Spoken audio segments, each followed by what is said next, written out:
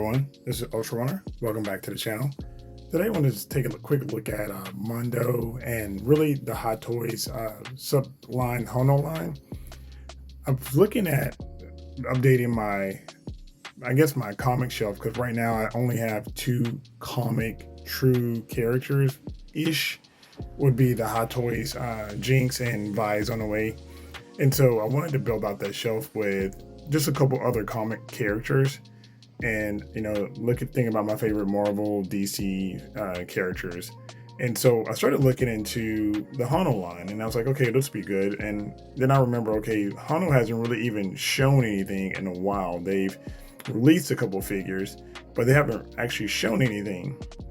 And then I started looking at, I think I was scrolling through, while I was doing that on the internet, I was scrolling through YouTube, and I saw Mad Hatter had a review for the Savage Land Rogue by Mondo. And it sort of made me think, I wonder if the Hono line was really created to combat Mondo, not really if it was designed to give us cheaper Hot Toys. Because look, if you look right now, I've got the Mondo Wolverine, brown suit Wolverine on the right, and the Hot Toys on the left.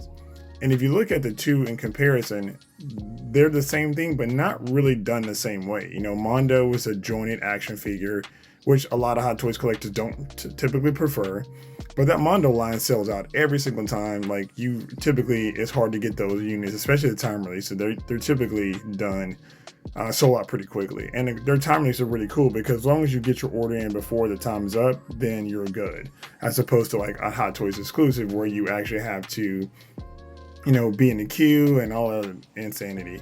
But if you look at those two side by side, the one on the right looks like an animated character pulled right out of the cartoon, and the one on the left looks like a real life interpretation of it. And I wonder if basically Mondo just ended Hono before they really even got started. Because you look here, on the left you got the Mondo Magneto, and on the right you got the Hot Toys. And looking at the two side by side, even though I don't like the joints, I really don't like the way Magneto looks. I really prefer the way the Hot Toys Magneto looks, or the Hono Magneto looks. I really prefer the look of the Mondo.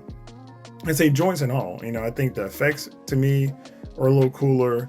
I think the proportions, the build, I love the cell shading, and you guys know, I have the dual effects Vader. Cell shading is great. I've got the Let Customs Fans Toys Ultra Magnus coming. That I'm having custom cell shaded. So I love cell shading. So personally, maybe I'm a little bit at fault. That maybe that's a little bias to it. But there's definitely, even from a comic book standpoint, that's cell shading is just normal. So when you think about a comic character or a comic representation, typically that's what you're thinking about. And as I started really looking at the line as it goes, Hono really came out the box swinging with some great looking figures. But when I side by side them to the Hot Toys, not the Hot Toys, so the Mondo stuff, I really look at those and kind of go, is this an attempt to really shut down Mondo? Because really Mondo owned the 1/6 comic book series. If you look here at like we got the Iron Man there, we'll come back to that. But if you look at here, like,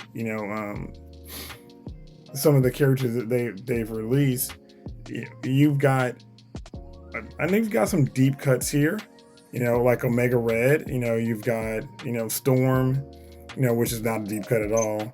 But the accessories they come with, the extra heads, and really the price point is about the same. I know Mondo is a little bit more expensive than the Hono Studios, but it's not like it's $100 more, $200 more. It's really within the same price. I think most of the Hono stuff was between like $160 and $250.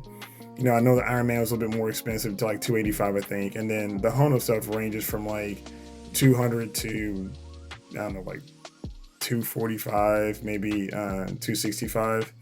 But for the most part, you're looking at a pretty, and this is actually one of the reasons I was even looking at it, because the whole issue is with Mondo drops they drop a couple of characters every year, and like saying this Rogue was really when I was looking at the Savage Land Rogue was the one that Matt Hatter was reviewing, but this standard Rogue is really my favorite look for her. That Jim Lee version of her, and I was like, I really want to get one in my collection. I was like, well, I've got a comic shelf, so let me put it there. The problem is the Mondo figures don't really fit in with Hot Toys on the same shelf, because even if I put her on the same shelf with Jinx and Vi, she's going to look very cartoonish, as opposed to Jinx and Vi, which look realistic. And I think it's just because of the quality of the Hot Toys figures, as opposed to or I'm not really saying quality, because I think Mondo's quality is high. I don't own one, but everybody who has one says they're really good. And maybe it's just the fact that the direction they took in creating a character, because with the seamless silicone body with Jinx and Vi, as opposed to the jointed with the Mondo, they're not going to look like they really match up. So that comic book shelf is going to look like I have a cartoon figure mixed in with a real life figure. But, you know, at the end of the day, maybe the whole issue with the Hono series is that they thought they could come in and do fully seamless bodies, or appear to be seamless bodies, which they've done with a lot of the figures, and compete against Mondo and beat them at their own game. But I really, looking into this now, don't think that's the case. So for me, who's really interested now in adding comic book scale characters and comic book appearance 1/6 scale characters to my shelf, just trying to figure out, you know, which route to go. You know, do I wait for Hono to drop more? You know, are we expecting any more from Hono? Because they just kind of went silent, and I don't know if it was due to lack of interest, because I think a lot of Hot Toys collectors were pretty okay with the offerings. I mean, nobody really complained too much about them. I mean, they were inexpensive, and that's a great way to get people into the Hot Toys brand, by dropping that Hono line and not really, I don't say tainting their name, because that's a really bad way of putting it. They didn't taint the name of Hot Toys by putting cheaper figures, and they created a whole new line, and I don't think that line was bad at all. So Hono looks really good. Like this Iron Man could have been a Hot Toys release. It looks incredible. It's crazy good. You know, a lot of reviews on it are pretty stellar, so it's not like the line was subpar. It was cheaper. You came with less accessories. The bases were poor. Going with that big base style for every single one doesn't allow you to have multiple figures on most people's displays with the comic book setup. So I think that's kind of where the line really failed them, as opposed to having like diorama bases and things like that. But I don't know, for me, I'm still in search of really how I'm going to make this go, you know, if I want to go the Hot Toys route, because I really do like the true comic book look of the cell shaded characters. Like Omega Red's one of my favorite villains from Marvel.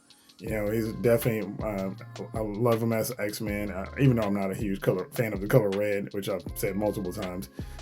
But Mega Man always just kind of spoke to me. I don't know why. It's just one of those things. And so looking for, you know, a good Storm or a good Rogue or a good Gambit, you know, do you guys right now mix your Mondo, if you collect Mondo, do you mix your Mondo with your Hot Toys and Hono figures, or do you keep those separate?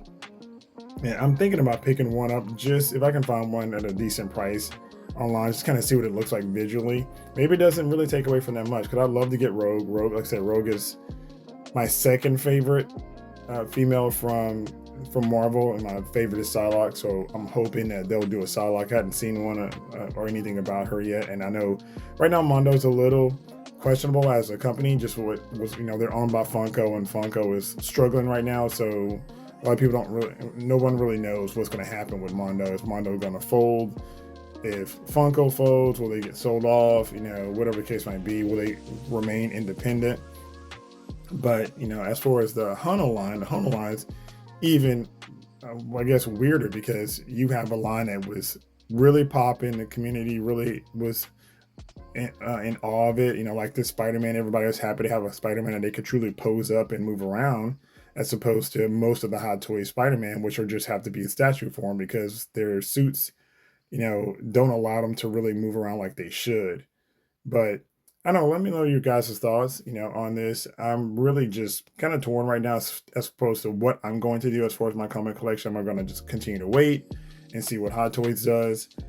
Do I start picking up the Mondo stuff, and adding that to the collection? If you guys are doing Hono and Hot Toys or Mondo or some combination of those three, let me know in the comment section down below what you guys are doing and how you handle it, or if you don't like the joints completely, they make you look like a big Marvel legend, so you can't touch them at all. You don't like it breaks the realism of it, or if you're one of these people like, hey, as long as it's high quality, I'm okay with it. So let me know what you guys think in the comments below. Appreciate you for stopping by. Thanks for hanging out. Later.